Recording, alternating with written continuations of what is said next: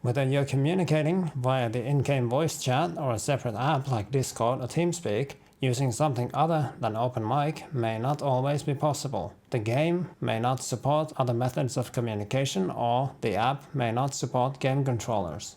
In this video, I will show you how to work around these problems using AutoPTT.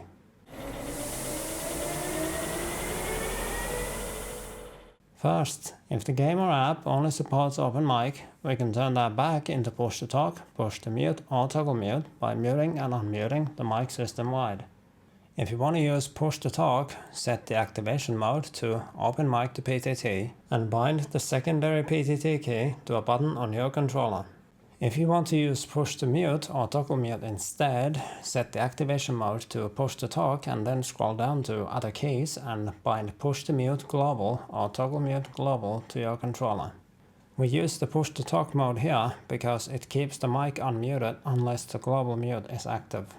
If the game or app only supports push-to-talk and requires using a keyboard key, we can still use push-to-talk, push-to-mute, or toggle mute on a controller by effectively remapping a controller button to a keyboard key. However, many games automatically switch input modes based on the kind of device the latest input came from, which, if you're lucky, will just be visually annoying, or if you're unlucky, then it can even cause performance issues.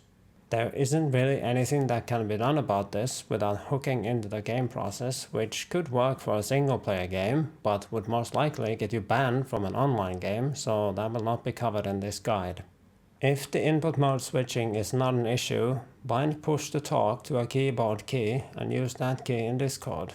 Then, for push-to-talk, set the activation mode to push-to-talk and bind secondary PTT to a button on your controller. For push-to-mute, set the activation mode to voice activity and adjust the activation threshold so that the interface turns green when you speak. Then bind push-to-mute to a controller button. For toggle mute, you can use the mode PTT/voice hotkey to switch between push-to-talk and voice activity modes. The voice activity mode presses your push-to-talk key for you, while the push-to-talk mode requires you to press it yourself, and as long as you don't, this works like a toggle mute.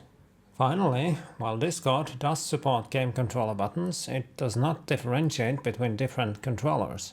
If you have a gamepad and a steering wheel attached to your PC and bind Discord push-to-talk to button 1 on your gamepad, which would be the A button on an Xbox controller, it will also bind to button 1 on your steering wheel, which you probably don't want. You can use the other methods shown in this video to fix this because AutoPTT does differentiate between controllers.